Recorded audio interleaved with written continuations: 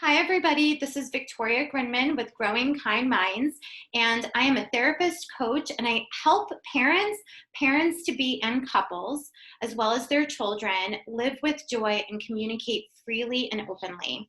I'm so excited to be here with you today to talk about a topic that we often do not talk about enough, and that is shame, and then also shame triggers. Now, at first, I'm going to unpack what shame is, how we can recognize it and become aware of it for ourselves.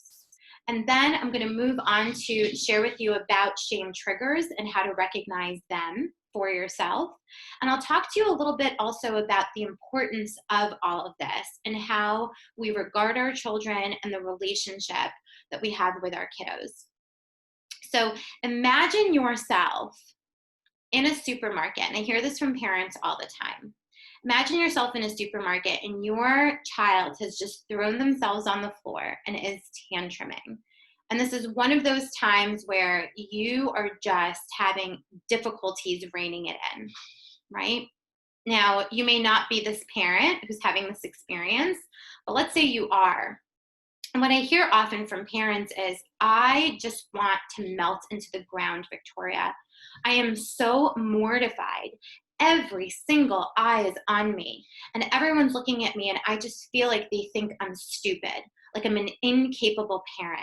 And what makes it worse is that I'm a teacher, for goodness sakes. I should know how to rein in my own kid when they're tantruming. Now, this is a very typical narrative that I hear from parents often. And I would say that in that moment, for that particular parent, they are in a state of shame. And why that's important to be aware of is because when we're in a state of shame, we're in a state of feeling attacked. And it's almost like an anxiety state, a state where we have to do something to defend ourselves. And when we're unaware of our own shame or what it feels like, or even the things that bring it on, we often tend, especially with the people we love most, to say things that we don't mean or do things that we don't want to do. Sometimes it's yelling, sometimes it's critique, sometimes it comes in the form of judgment or even shame itself. So understanding what shame feels like for you can actually give you an opportunity to notice it, stop, and react or respond differently than you would have if you hadn't known about it. And it increases our capacity to really deal with challenging moments in life, and especially inside of relationship, specifically also with our children. So I do many different things with parents to help them explore their experience of shame. One of my favorite techniques is to utilize prompts to help parents to understand what their physical symptoms of shame are.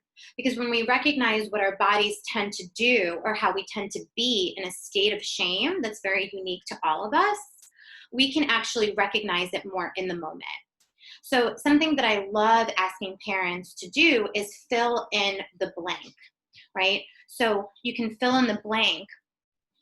I know I'm in shame when I feel blank.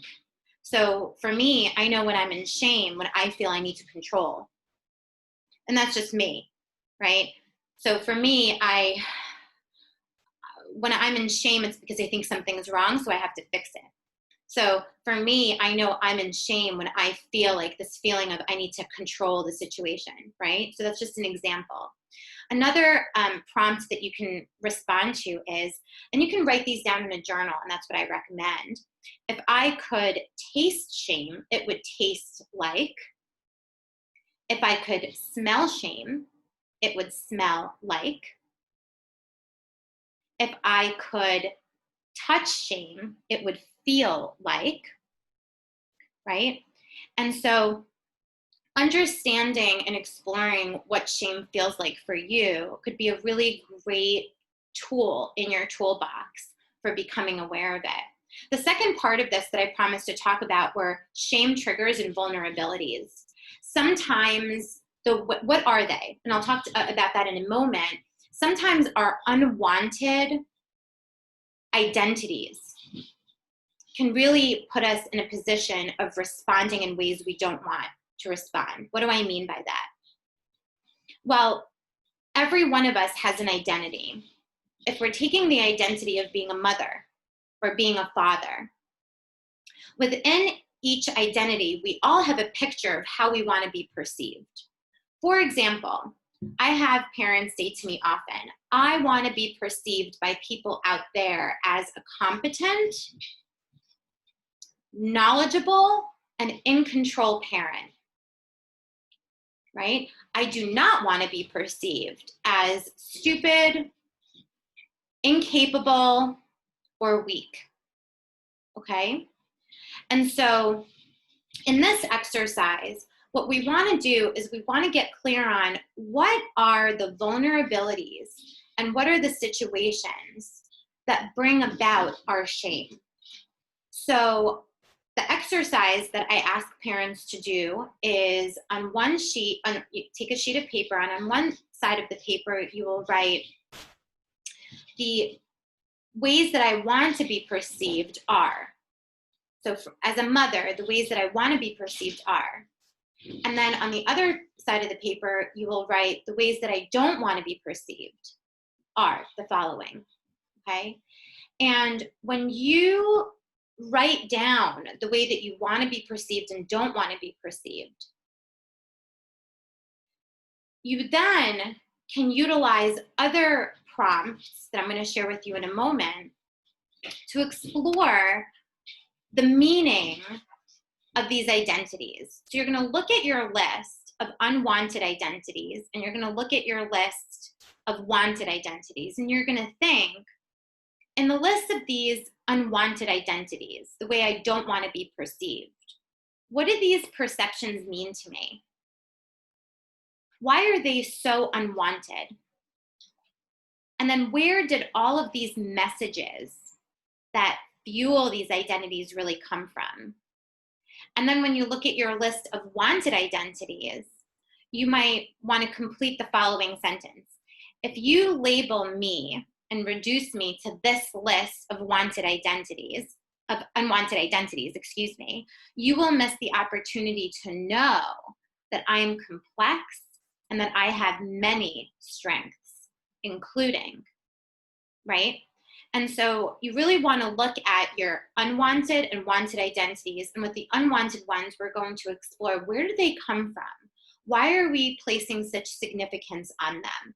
Where in our lives did we hear, or who did we experience a certain way that led us to believe that this was good or this was not so good? And then when we look at the wanted identities, we really want to explore and look at all of our strengths, and not reduce ourselves to just the ones that we say we don't want to be. Okay, and so another thing to understand about that is, once we understand how we want to be perceived or how we don't want to be perceived, you can start seeing in your life, what are the things that are going on in your parenthood journey that are just irking at you and bring about these shame, this shame trigger is pushed. It could be your child's hygiene. It could be your child's tantrums. It could be things that happen in public that really bring about embarrassment. It could be a characteristic that your child may have that has nothing to do with anything more than just who they are, right? It can bring about some shame.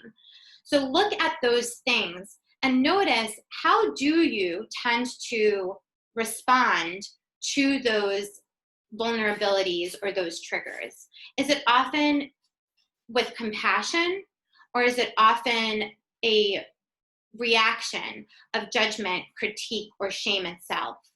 A good example comes from, a hypothetical example is if a daughter, a little girl just came home from school and she says, "Mommy, I didn't make any friends today at school. It's the first day of school. I'm so sad." And the mom may react, and this is a hypothetical situation, right? The mom may react and say, "Well, look at what you're wearing. You're not wearing the outfit that we bought you for the first day of school." Or, "Did you have your nose in a book during lunchtime? Maybe kids don't know that you want to play with them." Now I'm going to stop right there and ask, how many of us have responded to someone we love, kid or partner, in a way like that, right? Right? Let's admit it. And if we also admit it, it's not a compassionate way to respond. It's actually us trying to fix the situation, us trying to control the situation, make it different. It might even land as critical or judgmental or shaming to the child. Now, what might be going on for that parent could be many different things, and I'll throw out a couple of ideas. One, it might be that that mom might have been just like her daughter when she was younger, and she went through her whole adult life thinking, when I have children, if I ever have a little girl, I will do everything possible so that she has every social opportunity, because I just was tortured when I was a kid by my social challenges. And now she has a child who has these social challenges, and it really pains her. And because it pains her, and she has her own shame around what it was like for her, her own shame is still there and was not ever healed or explored. She responds in a controlling or wanting to fix it sort of way, rather than being present with her child, not because she doesn't want to be, but because she doesn't have the capacity. She's not aware of her shame triggers yet. Or maybe that mom was the popular kid in school who was the valedictorian and never had social challenges. And now she has this kid who has all these challenges. And I even had one mom share with me so courageously, in confidence, that, my kid sometimes just embarrasses me, because she used to be the kind of kid that we used to kind of, not want to play with because she was so awkward. And now I have a kid like that. And, nobody wants to admit something like that, right? But the mom was really courageous and admitted it. And we were really, because of her courage and her vulnerability, we were really able to get to the bottom of why her reactions were shaming towards her daughter, and how she could work to really come from a place of compassion. And we really worked to nurture and cultivate that compassion and empathy for the experience that her daughter was having. So the other thing to understand about shame and shame triggers is that we all have these ways that we've developed to deal with them. Some of us may be pushing people away. Some of us may criticize or yell or try to control, or some of us may just pretend that nothing is happening, and then it becomes something that bubbles up later. So we all have these different ways that we learn to disconnect from what feels uncomfortable. And this disconnection is actually the antithesis. It is the opposite of what we want. It is the opposite of this hardwired need to connect that we have built in as human beings.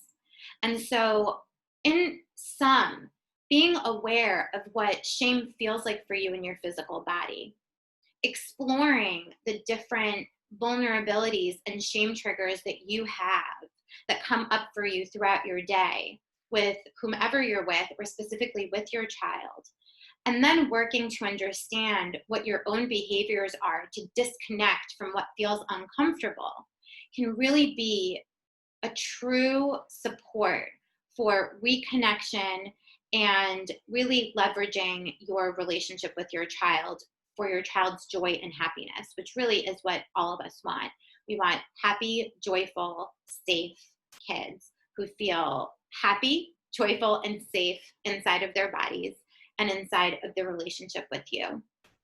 I hope that this conversation was enlightening, supportive, and really touched you in some way. If you feel in any way that I can be a support to you, schedule a discovery call with me, and let's talk about how a parent coaching session or program could be supportive to you and your family. You can reach me on my website, www.growingkindminds.com, and you can also reach me directly by email, victoria.growingkindminds@gmail.com. I wish everybody a safe day, and I will speak to you soon.